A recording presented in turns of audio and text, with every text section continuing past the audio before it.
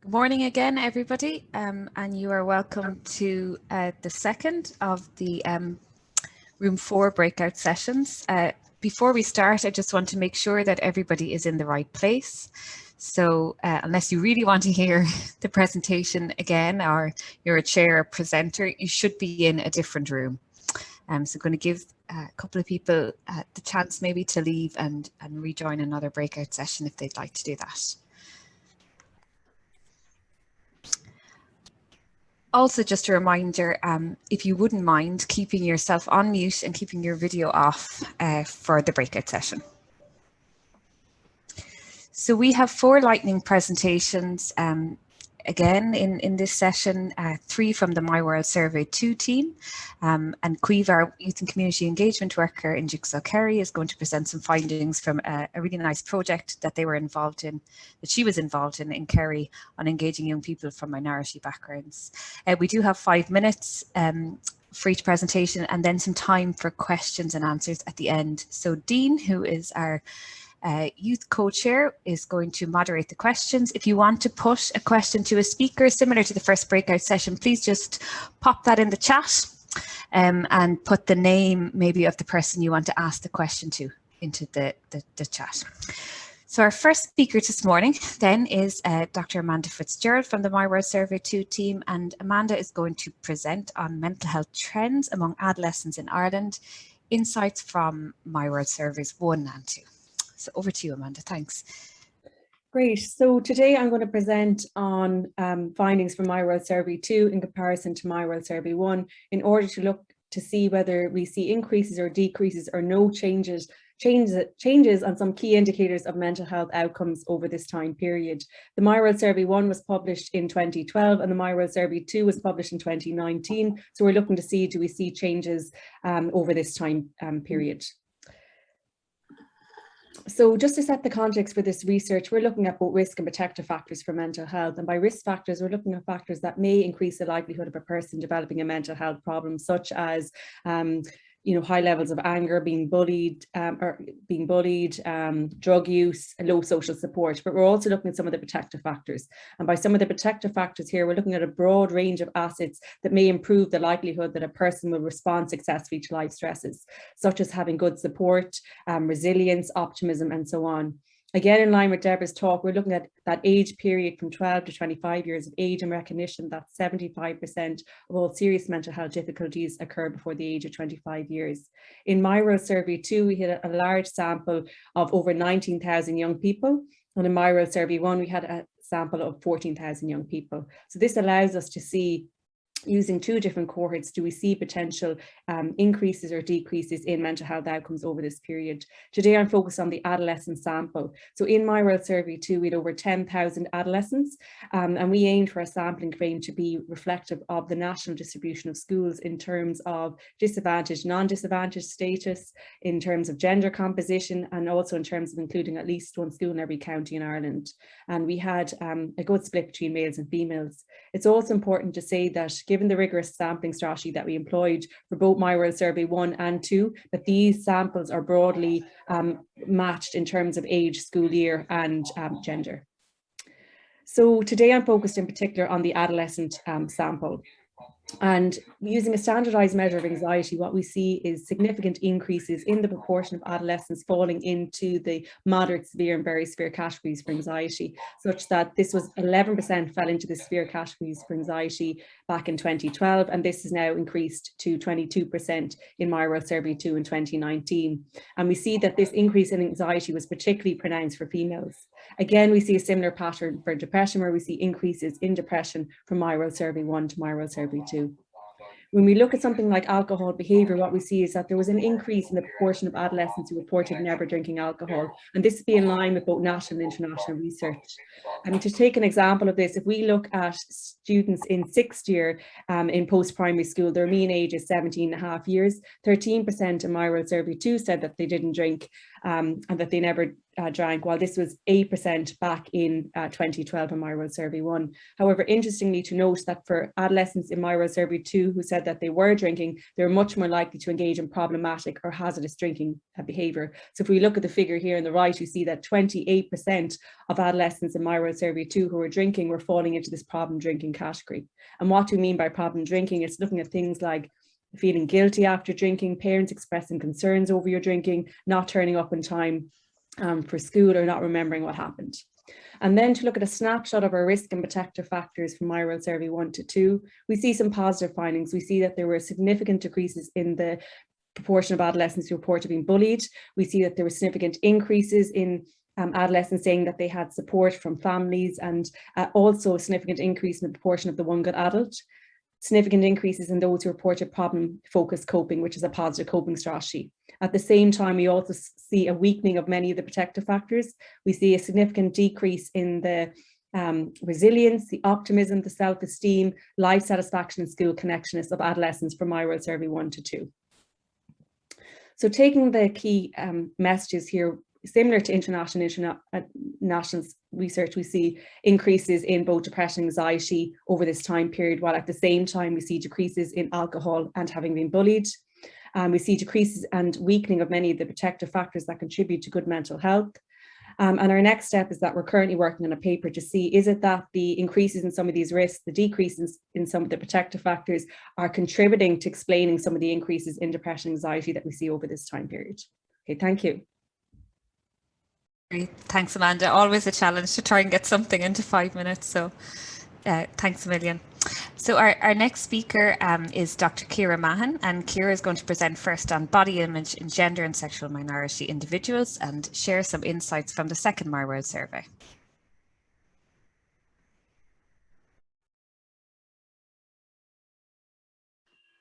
Okay.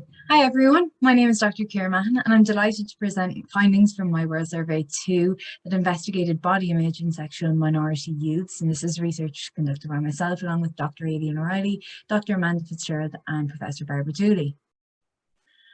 So body dissatisfaction is a primary risk factor for a host of negative outcomes, including eating disorders, disordered eating and poor psychological well-being. And body dissatisfaction is highly prevalent among young adults. Young adults from the sexual orientation minority groups, so these would be LGBTQ, so lesbian, gay, bisexual, asexual and pansexual young adults are indicated in the literature to be at increased risk of body image concerns. They remain a largely understudied cohort, particularly in the Irish context. And we don't know a lot about the factors that promote positive body image among this group. So the aim of this research was to document both positive and negative body image in sexual and minority young adults. So we did this using cross-sectional data from the My World Survey 2 post-second level, and we captured information on sexual orientation and body image. So the questions pertaining to sexual orientation were developed in consultation with TENI, who are the Transgender Equality Network in Ireland, belong to, who advocate for the rights of sexual minority groups, and Jigsaw's Youth Advisory Panel. And so what we asked participants to identify what sexual orientation they identify as, and participants could identify as heterosexual, gay, lesbian, bisexual, asexual, pansexual, other, or not sure, prefer not to say. And just to clarify some terminology, so bisexual is a person who's attracted to both men and women. Asexuals are individuals who are not sexually attracted to another person, and pansexuals are individuals who are attracted to other people regardless of their sex, their gender identity. So we also captured information on body image. So we captured positive body image by measuring body esteem using a standardized measure. And we also captured negative body image by asking participants to rate their dissatisfaction or satisfaction with their appearance. And we analyzed the data using descriptive statistics, ANOVA, and chi-square tests of independence. So our sample contained 8,928 individuals aged 18 to 25 years.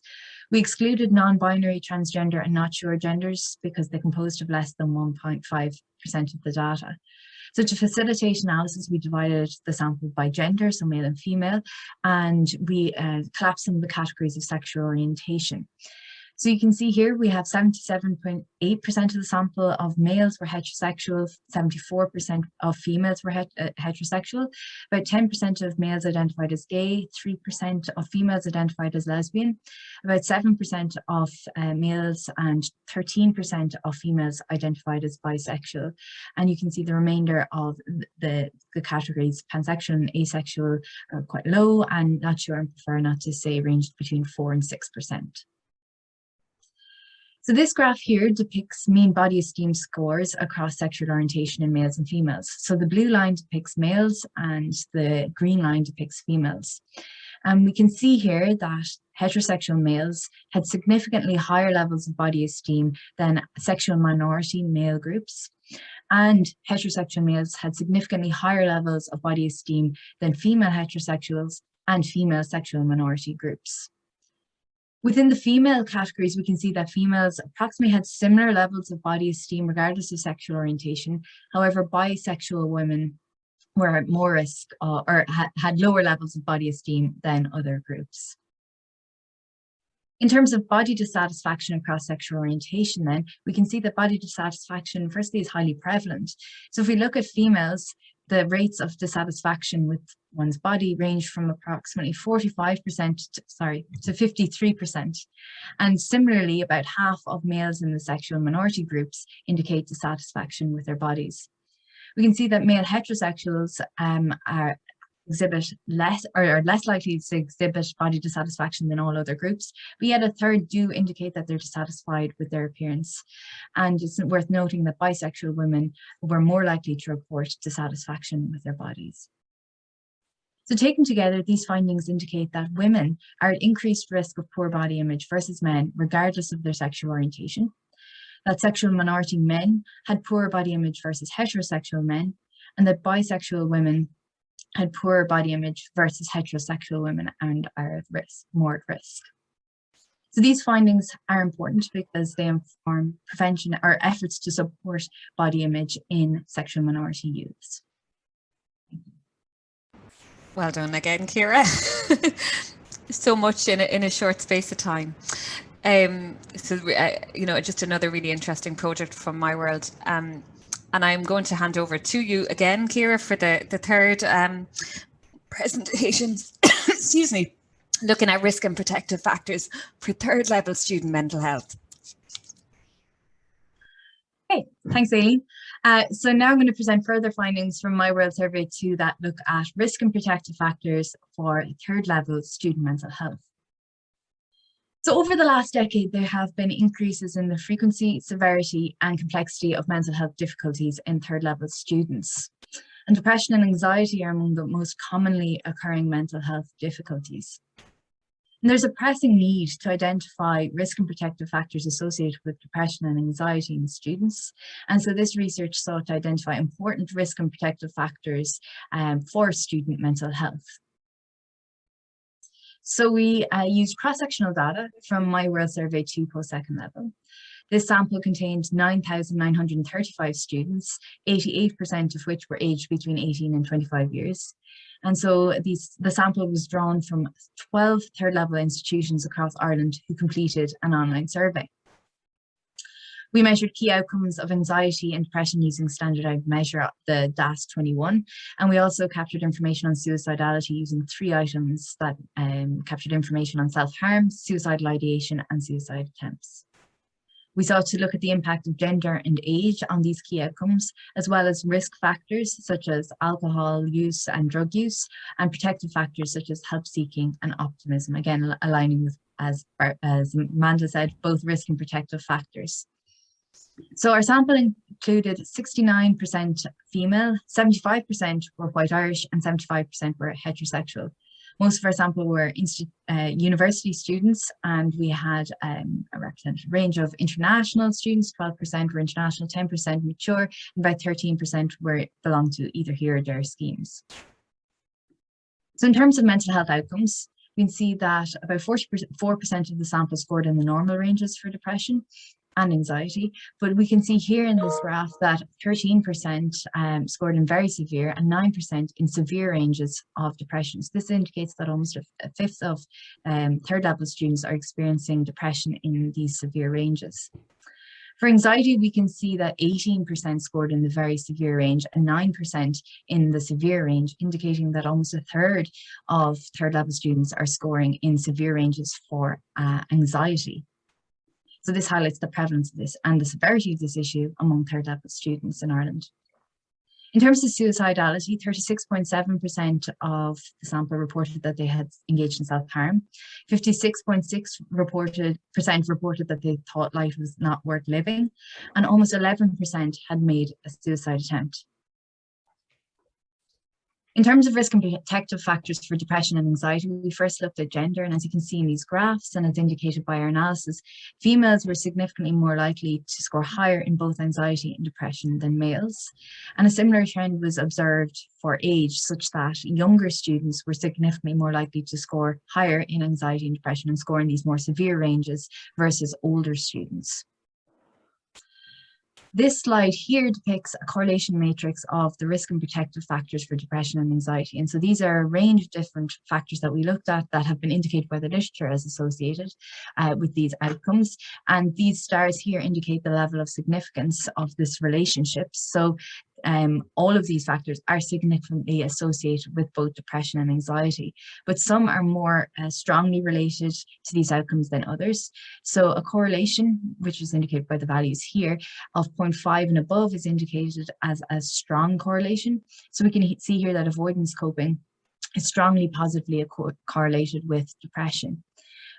Correlations between 0.3 and 0.5 are considered medium, whereas 0.3 or below is considered weak. So in terms of the top risk and protective factors for depression and anxiety among third level students, we can see that avoidance coping, having a large number of stressors, and alcohol use are the top 3 risk factors for depression, while self-esteem, optimism, and life satisfaction are the top 3 protective factors against depression for this cohort. In terms of anxiety, avoidance coping, being forced or pressured to have sex without consent, or being touched in a sexual manner without consent, are the top 3 risk factors for anxiety in the student sample, while self-esteem, optimism, and resilience are the top 3 protective factors. So taken together, these findings indicate that mental health difficulties are prevalent among third level students, and that being a female and being younger in age are risk factors for depression and anxiety. The findings also indicate that avoidance coping, self-esteem, and optimism are particularly important risk factors for both depression and anxiety. And so this research is important because it has identified some targets that may be beneficial to target in terms of prevention efforts. That's me. Thank you very much. Thanks again, Ciara. And just to remind people, if you do have questions, we should get some time now at the end of this session to put those to the speakers, and you can pop them in the chat. So our final speaker then for this session is Quiff Keogan from Jigsaw, Kerry, and Quiff is going to speak to a project looking at engaging young people from migrant backgrounds in Jigsaw, Kerry. Over to you, Quiff. Thanks. Thanks, Aileen. I'm going to dive straight in just in the name of time, but just to give you a little bit of background on the project, we recognised that we had low numbers of young people from migrant communities engaging with our supports. And we were also interested in exploring new avenues and methods of engagement. So a participatory art project was a new domain for us. And the idea with the film project was that we wanted to strengthen our connection with young people from migrant backgrounds and their families and wider communities, but also start to build our understanding of their mental health needs, the supports they were tapping into, and maybe some barriers they might have been experiencing in accessing us. For the young people themselves, we wanted to provide a safe space where they could potentially further their integration and support their mental health and well-being in some capacity and strengthen life skills. We worked with 17 young people who were between the ages of 13 and 24, and at the time of the project, 4 were living in direct provision or were seeking asylum, and 5 were living with refugee status in Ireland, with the others having mixed nationality backgrounds. So we supported the group to develop a story for, act in, direct and edit a short film called Musa. The clinical manager within the service, Dr. Olive Maloney, took the lead on the project and worked very closely with 2 external consultants who had experience with projects like this. I was one of them, And we would have worked with many other facilitators with creative backgrounds and a local steering group that included a local statutory body and organisations that were working directly with migrant communities. And then as part of the project, we conducted participatory action research to evaluate the project itself and the group's experience of it. We partnered with 2 young people within the group to lead out on that, and 12 of the 17 group members participated in interviews. So what they told us was that they really had, really valued the opportunity they had to meet with other young people to work on a shared project, to be creative, acknowledged they wanted more opportunities like this and that there was a lack of opportunities like that for young people, particularly in direct provision. They spoke about breaking the bubble or breaking out of their ordinary routines and social circles, being able to meet people they ordinarily wouldn't have had the chance to meet, to integrate better, to make new friends. We were very lucky that there was a strong sense of belonging within the group, of friendship and kind of team spirit. They reported that the diversity within the group in terms of age and nationality was celebrated and of interest to them. They really enjoyed learning about new cultures and ways of life, but it was also provided learning opportunities for them, particularly in terms of social skills, communication, teamwork, building confidence and speaking up around older peers. They also told us that they felt they had the opportunity to express themselves or use their voice, and that this was particularly important for their self-esteem and confidence, that there was an inclusive nature about the project and that it was very open. They felt valued, they felt equal, they felt that their input was respected, and they had a sense of ownership over specific roles within the filmmaking process. We saw that there was an impact on mental health and confidence for participants across the board, albeit to varying degrees, which seemed to be more significant for those living in direct provision or with refugee status. And the vast majority of young people said that they would recommend or Jigsaw to a friend or would use the service themselves if they hadn't already, with a small number saying that they wouldn't because they wouldn't use formal supports at all. So what we learned from the experience was that community outreach took us about 3 times as long as we expected. Because we didn't have strong connections with migrant communities, we were kind of building that scaffolding as we went. We had to reach out through very diverse and varied avenues and come up with incentives for young people to explore whether they wanted to get involved in the project. Having a steering group meant we could tap into local expertise, which was really important, particularly around language. We wanted to avoid stigmatization. We didn't use labels like migrant, refugee, asylum seeker. Instead, when we spoke about the project, we used the term international communities. Very worthwhile project, but it was very time and resource intensive. So we'd recommend a partnership approach between mental health services, migrant organisations, creative bodies. The diversity was incredibly important within the group, but it also meant we were working with very disparate needs. And we had to adapt a flexible approach, meet the young people where they were at, and design as we went when we got to know them better as a group and individually. Youth participation was very important, but important to recognise young people like to participate at different levels. Some like to show up, participate and go home. Others like to have leadership roles, take on more responsibility, be included in decision making. And as a learning point, we should have discussed that with the group at the very get-go. Participatory arts proved a really effective way to engage and draw young people in, and some young people commented on that. It created a space where we could get to know them and start to build understanding around their needs, but also help them to meet their own needs in terms of well-being and mental health as well in the process. And just perfect, nearly there. And then we found that because we had sustained engagement and we were communicating with the group an awful lot over the course of the project and their parents, we did build trust. We saw help-seeking behaviour in terms of young people coming to speak to us, and having the clinical manager there involved leading out the project meant that we had therapeutic bridges into Jigsaw, and we were able to refer young people into us, but also, if we weren't the appropriate service, into other mental health supports within the county as well. And I'm going to stop there and just leave that on the screen. Thanks so much. Well done again, Quiff, and thank you to the presenters just in terms of keeping to time. I appreciate that. So Dean, I'm going to hand over to you in terms of the questions.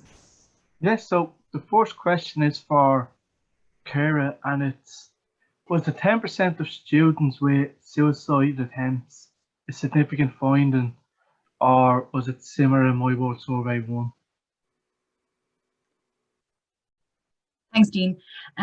So this is quite a considerable portion reporting suicide attempts. I think Amanda might be able to speak more to the change between My World 1 and 2 in relation to this. Yeah. So with the adolescent sample, we only looked at suicide this time in My World Survey 2, but with the young adult sample, we saw an increase in suicide attempts. So when we match our samples, there was an increase from 7% to 8% from My World Survey 1 to 2. But we don't just see it for suicide attempts, we see it for suicidal thoughts and deliberate self-harm. So the whole, I suppose, range of different suicidal behaviours, thoughts, were showed an increase from the first My World Survey through to the second My World Survey. And then Amanda, a question now for you. The age demographics on My World Survey 1 and 2, were they similar demographics or were they very different? So for the adolescent sample, the samples are very closely matched. So in My World Survey 1, we had 6,000 adolescents. In My World Survey 2, we had 10,000 adolescents. The mean age for both groups was 15 years. We had 60% of the sample in junior cycle, 80% of the sample were identified as white Irish. And again, our sampling frame reflected the national distribution of post-primary schools in Ireland. So the sampling frames were closely matched in order to allow us to make these trend comparisons. Perfect. And Ciara then, what advice would you give for parents and teachers to support young people when they're experiencing avoidance behaviour? I think this is a broad reaching question, and it probably goes beyond the scope of just today's talk, but and it's a difficult thing to answer because everyone is very individual in how they seek or respond to support for youth mental health. But I suppose as a parent or a teacher trying to support someone, it's just to have that door open, to be a listening ear, to be someone that can be there as a support, and not to be probably pressuring someone to talk. They'll talk if like hopefully they'll have just that option to talk if they feel comfortable to. So just reassuring someone that you are a listening ear and ready to be there for them if they do need some support. That would be my advice in relation to that. But I think this requires a bigger, more kind of rigorous research kind of focus to kind of inform that answer, I think more. Yeah, but thanks. I think there was another question, and maybe it had been put to Amanda about explaining what avoidant coping is. Amanda, if you want to. Yeah, so avoidant coping, it's seen as a negative coping strategy. And so some of the items in our measure would look at, I avoid the problem by sleeping in, I avoid the problem by ignoring it, I avoid the problem by not thinking about it. And what we know is that by not engaging with the problem, it actually, the stress doesn't go away. Whereas if you engage with the problem, so for example, I make a plan how to deal with the problem, I actually try and engage with it by heads on dealing with it, or managing it in whatever way you can, because each obviously problem is different. You're attempting to reduce the stress. Whereas avoidance here is where actually the stress isn't going away. You may think you're trying to get rid of the stress, but actually you're not. So avoidance coping would be seen as a negative coping strategy. Basically, it's a disengagement coping strategy as opposed to an engagement coping strategy. And the research consistently shows that engagement coping strategies are linked with better mental health outcomes. That's great. I think we'll call it quits there, just in terms of getting back, traveling through time and space to the main event page again. So just thank you, Dean, and to Quiff, Ciara and Amanda for their contributions. And I know that Quiff, you've popped the link to the film project into the chat as well. And so it's great. Yeah. So that's it. So it's back to the main event page, if that's okay, for the contribution from the YRC and then also the panel discussion. And again, then that link to bring you back to that main session has been put into the chat. It's the same page as earlier. So see you all back there in a few minutes.